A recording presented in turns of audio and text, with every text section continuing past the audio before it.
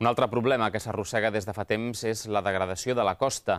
Segons Greenpeace, aquesta situació serà irreversible si no es produeix aviat un canvi radical en la gestió urbanística. Ho diu en un informe que posa Catalunya com a exemple del que no s'ha de fer.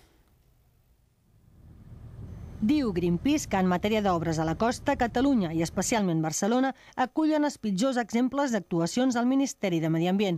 Són el projecte de construcció d'un espigó i de 15 dics de contenció davant de 5 platges urbanes i la construcció de la plataforma de més de 8 hectàrees guanyades al mar on obriran el zoo. Però hi ha més casos de destrucció del litoral català.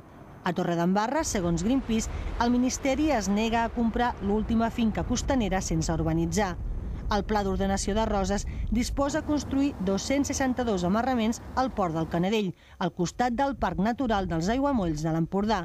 A Castelló d'Empúries requalificaran el 23% del sòl no urbanitzable, fet que incompleix la Directiva de Depuració d'Aigües Residuals, o les obres als ports esportius, com el de Roda de Berà.